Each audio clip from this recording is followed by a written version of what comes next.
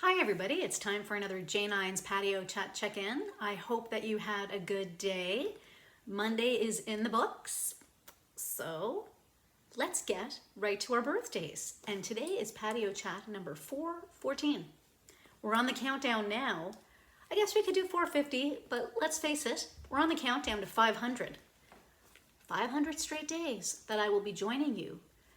Not as much on my patio as usual, but I will get back out on my patio again, I promise. Let's get to the birthdays. So it is Marie Boudreau's 70th birthday today. It's a big milestone birthday. So Marie, I hope you are having a wonderful day. I know that yesterday you got a delivery of scratch tickets from your family. So Marie is my friend Annette's sister. And I've never met her before. I've only seen photos, but I remember, I don't think she was on my Facebook this time last year, so I'm not sure if I sent her a shout out. I feel like I might have sent her out a belated shout out, and then she ended up, like I added her to my Facebook. So Marie, I hope you had a wonderful birthday. I know that there was a party plan that wasn't able to go forward, so hopefully that'll happen next year. And I hope you had the best day you possibly could. It is also Richard Stevens' birthday, and I don't know Richard either, but I know, well, of course, I know Marie a little bit, but I don't know Richard at all. But my friend Darlene from home, she lives up here now, Darlene Stevens, her husband Mike, Richard is his dad, so he is, Richard would be Darlene's father-in-law, and unfortunately they weren't able to see him for his birthday because of the restrictions. So Richard, I hope you had a wonderful birthday. I'm not sure you'll watch this, but I know that Darlene watches, so she'll see it. I'm not sure if her husband watches, but I hope that Richard had a great day, the best day he could have. I know there would have been FaceTiming, you know what I mean? Facebook Messenger, talking on video. It's been a long day. Yes. So hope those two lovely folks had a great birthday. I missed a birthday yesterday. It was Brett Balmus's birthday, and that's my friend Natalie's nephew, and his mom is Melanie, and his brother is Mitchell.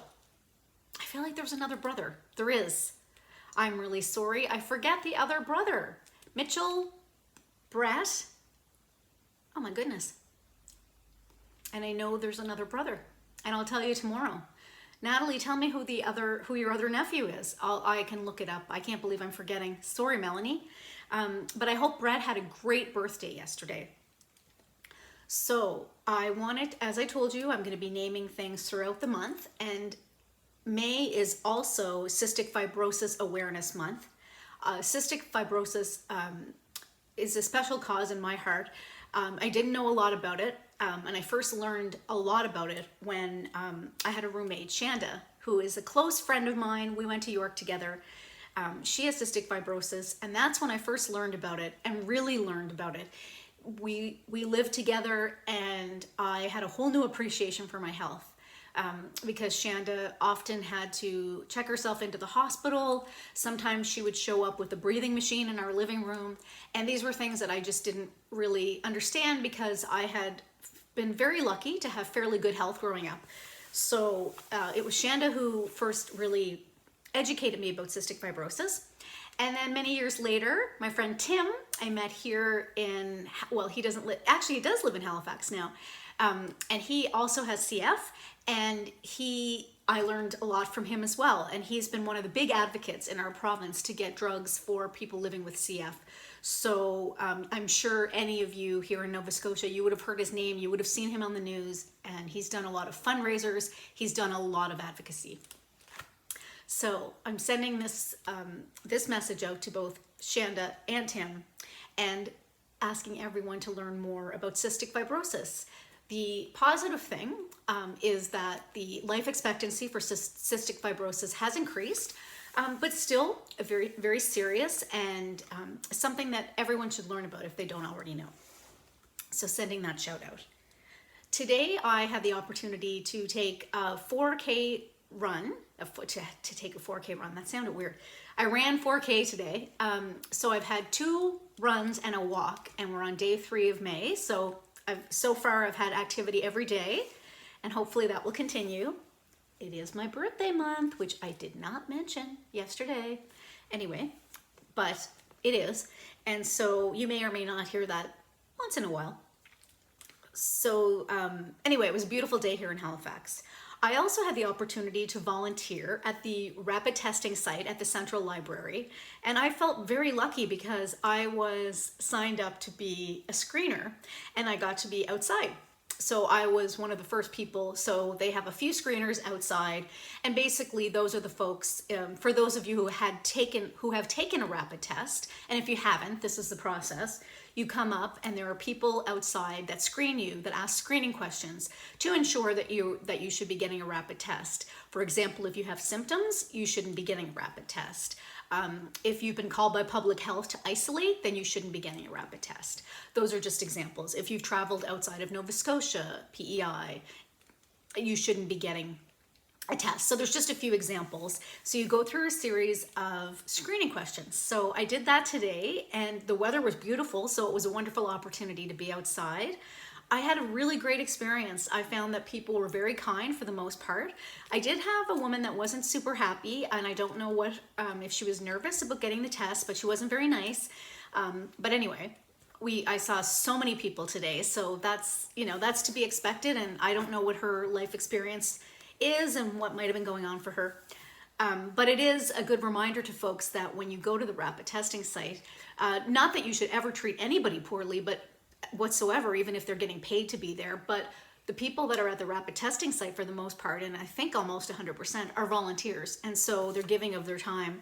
And I met a guy today named Jacob, and he was telling me he's been volunteering for a long time now, and he might soon be doing some site management because he's been there for so long and he's been trained to do all the different jobs. I'm very open to being trained to do almost anything. I don't think I can do swabbing. I just think the thought of it, I'm fine with getting the swab. I don't love it, but I feel like people wouldn't enjoy my swabs.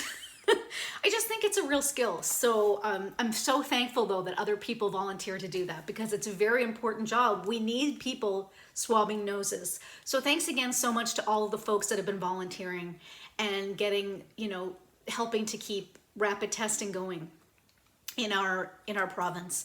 I spoke to some folks to friends on the weekend, and they aren't able to get asymptomatic testing. It's not possible where they are, and I just feel we're really lucky to have that. So I saw a lot of vaccine selfies today from my friends. Really happy to see that. I did confirm today with my doctor that I'm not going to get the AstraZeneca vaccine, and it's for my own reasons. It's because of something that showed up recently in an eye exam I had. I had bleeding in my eye, and I have to go get some follow-up and blood work.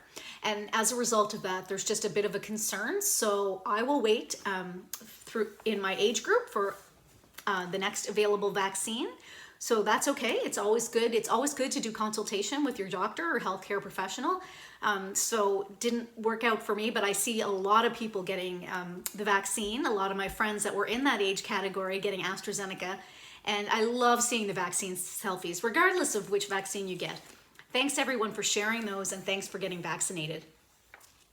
And I didn't see today's update, but I heard that Rankin was not happy and had some very strong words for the people partying on the weekend, and I don't blame him. And I really hope we're going to see an end to that. I have also been hearing more stories about, I know people would have seen the protests on the weekend, but I've been hearing stories from friends about being personally accosted on the street, people coming up to them and ridiculing them for wearing masks and just not positive interactions. And so that makes me really nervous. So I hope that people just, be careful, be kind, but also be careful because it's kind of disconcerting. We want to get out, we want to get fresh air, but it's not very nice when you come up against somebody that's challenging you wearing a mask. And they were, my friends were very respectful, and they weren't forcing masks on anyone else. They were just minding their own business. So anyway, I just hope that people will be safe. It's disheartening to hear those stories. I think that's everything. It's almost been 10 minutes. Well, it is over 10 minutes now.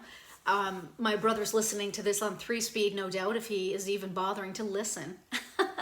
Just kidding, Patrick, but not really. Anyway, I hope you all had a wonderful day. Oh, I feel like I'm forgetting something, but if I am, I'll catch you tomorrow. Take good care of yourselves. Take good care of others. I will see you tomorrow. Bye.